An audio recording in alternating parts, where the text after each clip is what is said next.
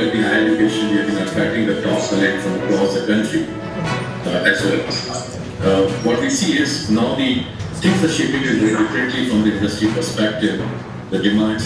And when we look at the higher education, we have been attracting the top talent from across the country as well.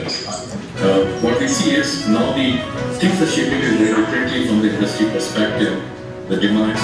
Seeing all these things, I always used to feel that there's something similar we should plan to bring industry, academia together and see how to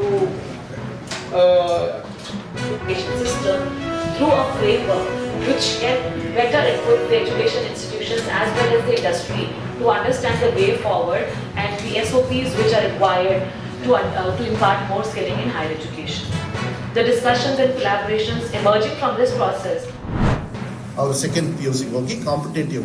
Future of any child is not 10th standard and 12th standard only. It is the competitive exams what they take in their life. Correct? ಬರೀ 10th standard 12th standard ಅಲ್ಲೇ ಅಲ್ಲ, ಅವ್ರು ಮುಂದೆ competitive exam ಏನು ತಗೊಳ್ತಾರೆ ಅದೇ future. ಯಾಕೆ ನಾನು 74% ನಾನು ನಿಮಗೆ ಸರ್ಕಾರಿ ಶಾಲೆದು ಹೇಳ್ತಾ ಇದ್ದೀನಿ ಅಂದರೆ, ಸರ್ಕಾರಿ ಶಾಲೆ ಮಕ್ಕಳು ಕೂಡ ಈ ಸತಿ CET ಅಲ್ಲಿ ಎಂಟ್ರಿ ಆಗ್ತಾರೆ. ಮಿನಿಮಮ್ 50% ಬೇಕಲ್ಲ, 50% ಬರಲಿಲ್ಲ ಅಂದ್ರೆ ಬರೋದಿಲ್ಲ. So they are more 75%, 50% and above ಅಂತ ಹೇಳಿ ನಾನು ಏನಾದ್ರು ತಗೋಬೇಕಂದ್ರೆ I think it is somewhere around 80% ವರ್ಗು ಕೂಡ ಸರ್ಕಾರಿ ಮಕ್ಕಳು ಪಾಸ್ ಆಗಿದ್ದಾರೆ. ಹೋದ ಸತಿ 61% ಪಾಸ್ ಆಗಿದೆ. ಈ ಸತಿ 79% ಈ ಸತಿ with increase of 18%.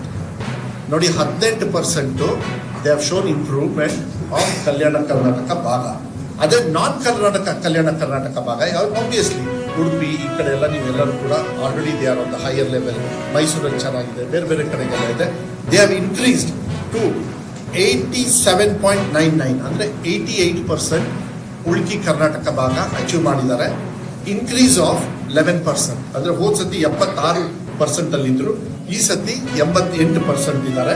Total over all ಅದೇ 86.48% ಇದ್ದಾರೆ.